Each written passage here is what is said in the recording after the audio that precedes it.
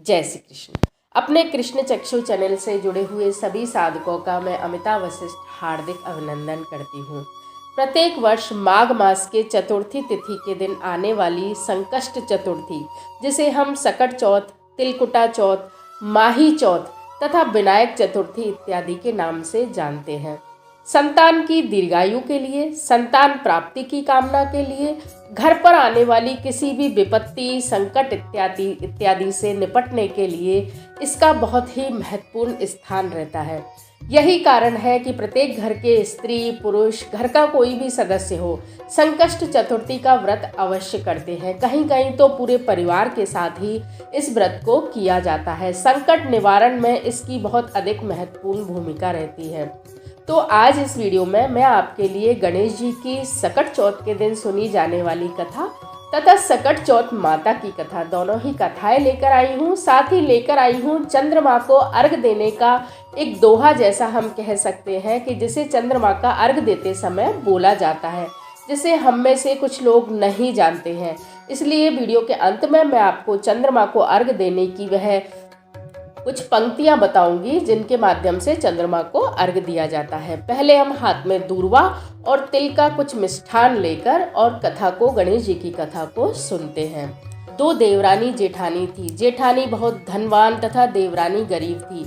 देवरानी अपनी जेठानी के यहाँ घर का कार्य करने के लिए जाती थी और बदले में जो कुछ भी बचा कुचा भोजन होता उसे लाकर दोनों पति पत्नी मिलकर खा लेते थे। उस दिन सकट चौथ थी। देवरानी ने व्रत रखा था। सोचा जल्दी से जाकर जेठानी जी के घर कार्य करके आऊं, बचा कुचा जो भोजन होगा उसे लेकर आऊंगी और तिल कुटा बनाकर संध्या समय चांद निकलने पर चंद्रमा को अर्घ देकर दोनों पति पत्नी भोजन कर लेंगे। लेकिन जेठानी ने उस दिन उसे खाने के लिए कुछ भी नहीं दिया। कहा कि अभी घर में किसी ने कुछ नहीं खाया है, पहले तुझे कैसे दे दूं, पहले हम खाएंगे, बचा कुचा ही तुझे देंगे। वह वापस आ गई। जो तिलकुटा उसने बनाकर छीके पर लटकाया था, सोचा इसी से आज हम अपना जो व्रत है उसको खोल लेंगे। उधर पति लकड़ी काटते काटते बहुत अधिक हैरान होकर घर आया और कुछ खाने के लिए मांगा। जब देवरानी ने कहा कि मेरे पास खाने को देने के लिए कुछ भी नहीं है, क्योंकि आज जेठानी जी ने मुझे भोजन नहीं दिया, तो यह सुनते ही उसके पति ने गुस्से में आकर उसे डंडों से मारा। जब वह मार खाकर रोते रोते गणेश जी के चरणों में ही सो गई, ना तो उसने चांद को अर्घ दिया और न ही उसने अपना व्रत खोला। यह देखकर गणेश जी अत्यंत दुखी हुए और रात्रि में सपने में उसके पास आए और आकर बोले कि सुन, आज भूखी क्यों सोती है, आज तो सकट चौथ का व्रत है। उसने कहा कि भोजन करने को घर में दाना नहीं है तो क्या खाती। तो उसने कहा लेकिन मुझे तो भूख लगी है, कुछ तो खिला। तो उसने कहा छीके पर तिलकुटा टंगा हुआ है, उसी को खा लो। उसने, गणेश जी ने जाकर तिलकुटा खाया और खाकर कहा कि मेरा पेट बहुत अधिक भर गया, अब तो निपटने का मन है, बता कहाँ पर निपटूं। तो उसने कहा कि घर में चारों तरफ खुली जगह पड़ी है, कहीं भी निपट लो। उन्होंने, गणेश जी ने जाकर हर जगह अपने आप को निपटाया और आकर कहा कि अब निपट तो लिया, अब ये बता कि पूछो कहाँ पर। तो उसने कहा कि मुझ अभागन के माथे से ही पहुँच लो। तो गणेश जी ने उसके माथे से ही पहुँचा और वहाँ से अंतर्ध्यान हो गए।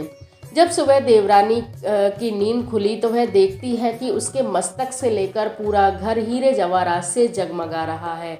इधर जेठानी ने देखा कि कल रात को कुछ खाने के लिए नहीं दिया, तो आज तो देवरानी काम पर ही नहीं आई। उसने अपने दोनों बच्चों को उसके घर भेजा और कहा जा चाची को बुला ला।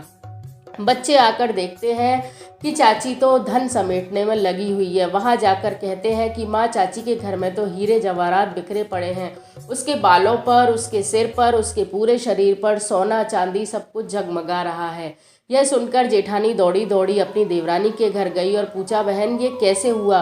तो उसने कहा कल तुमने खाने को कुछ नहीं दिया, रात को गणेश जी मेरे सपने में आए, मेरे पति ने मेरी बहुत पिटाई की और गणेश जी ने आकर जब मुझसे इस प्रकार पूछा तो मैंने उन्हें इस प्रकार के जवाब दिए। द्वारा फैलाई गई जो गंदगी है उससे मेरे घर में इस प्रकार हीरे जवाहरात हो गए। अब तो जेठानी भी अगली सकट चौथ का इंतजार करने लगी। अगली सकट चौथ आते ही उसने अपने पति से कहा कि आज मैं इस प्रकार की क्रियाएं करूंगी, आप मुझे मारना, और उसके बाद गणेश जी आएंगे, वो हमें भी धन संपत्ति देकर माला माल कर जाएंगे। पति ने कहा, इस प्रकार झूठी क्यों पीटती है, क्यों इस प्रकार के कार्य करती है, उस पर तो कष्ट पड़ा था, इसलिए गणेश जी ने कृपा करी थी, तू ऐसा कार्य मत कर। पर जेठानी ने एक ना सुनी, उसने अपने पति से झूठ मूठ मारने का नाटक करवाया, अच्छे अच्छे भोजन बनाए। जब रात को गणेश जी भी उसके सपने में आए तो गणेश जी ने कहा कि ला मुझे कुछ खाने के लिए दे। तो उसने कहा कि चारों ओर चूरमा, विभिन्न प्रकार के पकवान हैं, खूब खाओ और खूब निपटो। गणेश जी ने वही पूरी प्रक्रिया अपनाई। जब सुबह जेठानी उठती है तो देखती है पूरे घर में गंदगी और बदबू के भंडार भरे पड़े हैं। उसके पति ने कहा कि पहले तो मैंने तुझे नहीं मारा, लेकिन अब मैं तेरे इस लालच के कारण तुझे अवश्य मारूंगा। तो गणेश जी महाराज ने देवरानी पर जैसी कृपा करी वैसी सब पर करें, और जेठानी पर जैसा श्राप उन्होंने दिया वैसा वह किसी को न दे। कहते को सुनते को हुंकारा भरते को, सभी को इस कथा को सुनने का पुण्य लाभ प्राप्त हो। दूसरी कथा कहते हैं कि राजा हरिश्चंद्र के समय की है। उस समय एक अत्यंत ही पुण्यशील ब्राह्मण था जिसकी अकाल मृत्यु हो गई। उसके पश्चात उसकी जो विधवा ब्राह्मणी थी वह सकट चौथ का सदैव व्रत करती थी। सकट चौथ की सुपारी को और दूब को वह 1 साल तक अपने पास रखती थी। कहते हैं एक दिन कुम्हार ने आवा लगाया और उसके आवे से मटका पकने को ही न हो। 2 बार लगाए, 3 बार लगाए, लेकिन मटके पके ही नहीं। वह भागा भागा राजा हरिश्चंद्र के पास गया और बोला, हे राजन, आवा लगाता हूँ लेकिन मटके पकते ही नहीं है, पता नहीं किसका श्राप हमारे देश पर लग गया है। राजा हरिश्चंद्र ने राज पंडितों को बुलवाया और कहा कि जो देवता है वह बलि मांगते हैं, तो जब भी कुम्हार आवा लगाएगा उस दिन प्रत्येक घर से एक बालक की बलि दी जाए तो ही आवा पके, वरना न पके।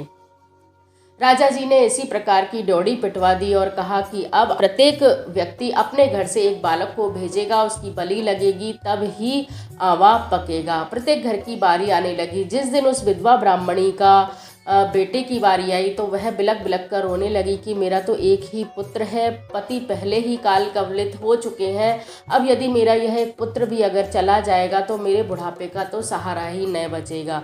लेकिन विधि का विधान था और राज आज्ञा थी, तो उसने अपने बेटे को भेज तो दिया, लेकिन जो सकट चौथ की सुपारी थी और दूब का बीड़ा था वह अपने पुत्र को पकड़ा दिया और उससे कहा कि बेटा आवा में जाकर बैठ जाना और बैठकर कहना कि यदि मेरी माँ ने सकट चौथ की पूजा सच्चे दिल से की हो तो यह आवा बर्फ की तरह ठंडा हो जाए, मटके सारे पक जाए और मुझे कुछ भी न हो। वह उसका जो पुत्र है वह सकट की सुपारी और जो दूब का बीड़ा है उसको लेकर और आवा में जाकर बैठ गया। मटके पक गए और बच्चा सकुशल बाहर निकल गया। जब राजा ने इसका कारण ब्राह्मणी से पूछा तो ब्राह्मणी ने कहा, मैं सकट चौथ का व्रत करती हूँ और ये सब सकट चौथ माता का ही प्रताप है। उसी दिन से राजा हरिश्चंद्र ने सभी जगह ड्योढ़ी पिटवा दी कि अब हर घर का प्रत्येक व्यक्ति सकट चौथ का व्रत किया करेगा, क्योंकि यही वह व्रत है जिसके द्वारा परिवार पर आने वाली किसी भी प्रकार की बड़ी से बड़ी जो विपदा है वह नष्ट हो जाती है। संकटों को हरने वाली यह चौथ है, तो प्रत्येक व्यक्ति को संकट चतुर्थी का व्रत करना चाहिए और इसकी कथा को सुनने से प्रत्येक व्यक्ति को जो पुण्य फल प्राप्त होता है वह कहते को सुनते को हुंकारा भरते को प्राप्त होता है। चंद्रमा को अर्घ देते समय आप इन पंक्तियों से अर्घ दें कि चांदा हेलो उगियो, हरिया बास कटाए, साजन ऊबा बार ने आखा पाती लाए, सोना केरो दीवलो, रूपा केरी बात, महे सुहागन जोइयो, सकट चौथ की रात, सोना की सी सांकली, गले मोतीरो हार, सकट चौथ का चांद ने अर्घ देता, जीवो म्हारा वीर भरतार। तो इस प्रकार चंद्रमा को अर्घ देते समय आप अपने संकटों के निवारण के लिए तथा अपने भाई, पुत्र तथा पति सभी की मंगल कामना के लिए इस प्रकार से अर्घ दें। तो कैसा लगा आपको मेरा ये वीडियो? अगर अच्छा लगा हो तो प्लीज़ लाइक, शेयर और सब्सक्राइब जरूर कीजिए। धन्यवाद। जय श्री कृष्ण।